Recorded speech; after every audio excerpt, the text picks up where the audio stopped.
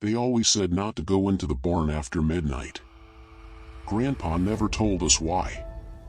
That was until one night, as rain lashed against the windows and thunder cracked like a whip, he poured himself a glass of something strong, looked us dead in the eyes, and said, "You kids ever wonder what really happened to my brother, Theo?" What followed was a story so chilling, so utterly beyond belief, it has haunted me ever since. Grandpa had owned the farm for over 60 years, but even as a child, I remembered how he never let us play near the barn after sunset. "That place ain't right," he would mutter. We thought it was just the senile ramblings of an old man with too many ghosts in his past. It wasn't until I was 17, staying with Grandpa one summer, that I learned about the night in 1964, when Grandpa and his twin brother Theo decided to sneak into the barn after hearing strange noises. Midnight had just passed, Grandpa began, and the cows were bawling like they'd seen the devil himself. Theo, the braver of the two, laughed off the warnings. "Probably just a fox," he'd said, lighting a cigarette and slipping into the night with Grandpa trailing behind. The old barn stood like a skeleton against the storm. Lightning lit up the sky, casting shadows that danced on the wooden slats. The moment they stepped in, the temperature dropped. Grandpa said it was like stepping into a freezer. There were no foxes. No raccoons. Nothing but an unnatural silence and the smell, something sickly sweet, like rotting flowers. Theo crept toward the ladder leading to the hayloft. "Might be something nesting up there," he said. Grandpa didn't want to go. His gut screamed at him to leave, but he followed. Step by step, the ladder creaked under their weight until they reached the top. That's when they saw the circle. Burned into the hay-covered floor was a perfect black circle about 10 feet wide. Symbols they couldn't understand lined the inside. Animal bones were arranged around it like clockwork. At its center was a ragged old doll, its glass eyes staring at nothing. Theo knelt down. "Kid's prank?" Grandpa shook his head. "No kid did this." The moment Theo touched the doll, every lantern and flashlight they had blew out. They were swallowed by pitch black. Grandpa said he couldn't see a thing, but he could hear everything. Whispers swirled around him like flies on meat. Names he didn't recognize. Languages he didn't speak. Theo started chanting. He didn't know why. He didn't want to. But something took hold of him. His mouth moved, and sounds came out, dark, guttural syllables that twisted in Grandpa's ears. "I grabbed him," Grandpa said, his voice trembling even in the present day. But his eyes, they weren't his anymore. They were black. Like tar. Then the loft collapsed. Grandpa woke up on the barn floor. Theo was gone. Not dead, just gone.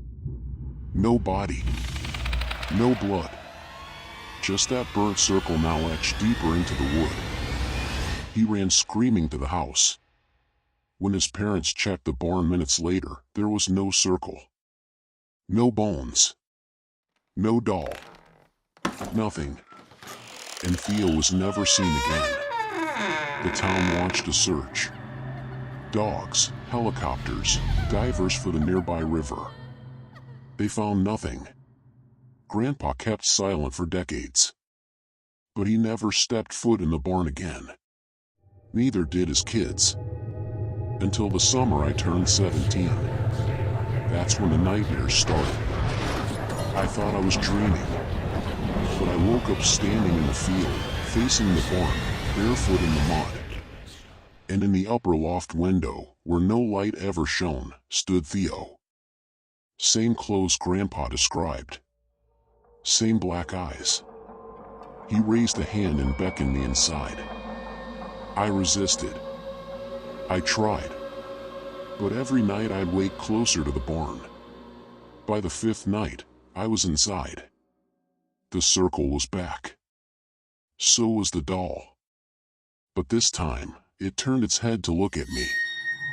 A voice whispered, "Finish what he started." Then Grandpa burst in, shotgun in hand. The doll exploded into flame. Grandpa pulled me out. "It wants you now. Because you're blood." We called in a priest. The first one ran out screaming. The second tried to bless the barn. He suffered a heart attack the moment he stepped inside. The third? He brought her. A blind woman named Sister Agnes. Said she could see what others couldn't. She entered, alone. Came out an hour later whispering, "It's not the barn. It's the bloodline." Turns out Theo wasn't the first to vanish. Great Uncle Eli.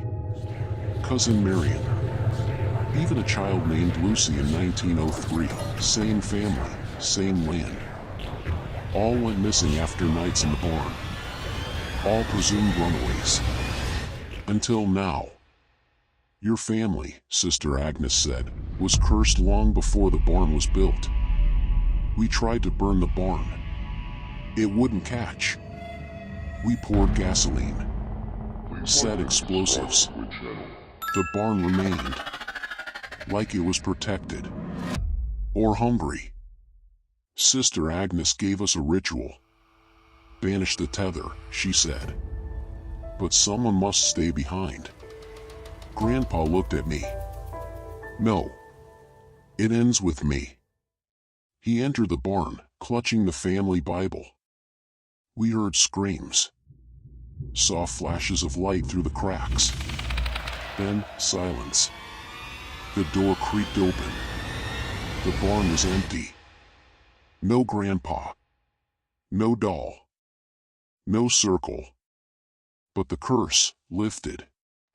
My nightmares stopped. The air around the property cleared. But sometimes, when the moon's high and the wind's just right, I hear Grandpa's voice in the hayloft. Whispering, "Don't ever let it out again."